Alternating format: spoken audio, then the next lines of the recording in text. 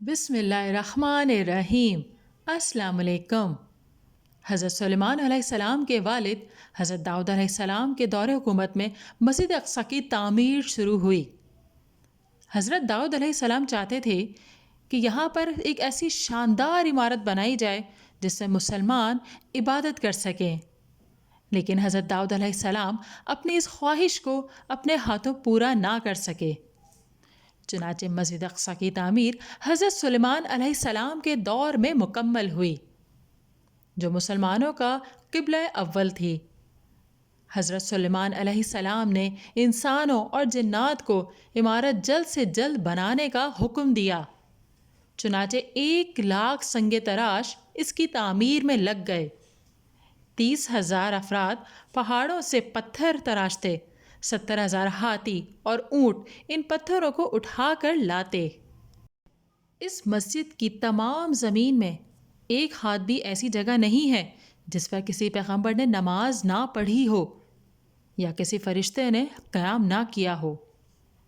جب حضرت سلیمان علیہ السلام کی وفات کا وقت نزدیک آیا تب اس مسجد کی تعمیر مکمل نہیں ہوئی تھی، چنانچہ حضرت سلیمان علیہ السلام نے اللہ تعالیٰ کے حضور عرض کی کہ یا اللہ، اس وقت بیت المقدس کی تعمیر مکمل نہیں ہوئی، میرے انتقال کا جنات سے پوشیدہ رکھیے گا تاکہ بیت المقدس کی تعمیر مکمل ہو سکے۔ آپ کی دعا قبول ہوئی۔ جنات نے شیشے کے محل میں آپ کے لیے ایک جگہ بنائی تھی جس میں آپ اللہ کی عبادت کرتے تھے۔ آپ اس میں تشریف لے گئے اور اپنے عصا کے سہارے کھڑے ہو گئے۔ اس دوران حضرت سلیمان علیہ السلام کی روح پرواز کر گئی اور جنات یہ سمجھتے رہے کہ آپ عبادت الہی میں مصروف ہیں۔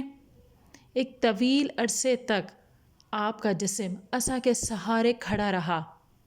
جب دیمک نے عصا کو کھا لیا تو عصا ٹوٹ گیا اور آپ کا جسم مبارک زمین پہ گر گیا۔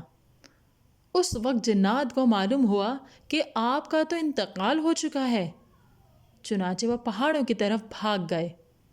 حکم الہی سے ہوا تخت سلیمانی کو اڑا کر لے گئی، لیکن اس وقت تک بیت المقدس کی تعمیر مکمل ہو چکی تھی۔ چنانچہ حضرت سلیمان علیہ السلام کو بیت المقدس میں ہی دفن کیا گیا ہے۔ ناظرین، اگر ویڈیو پسند آئی ہے تو اسے لائک کیجئے، شیئر کیجئے، کمنٹ دیجئے اور چینل کو ضرور سبسکرائب کیجئے۔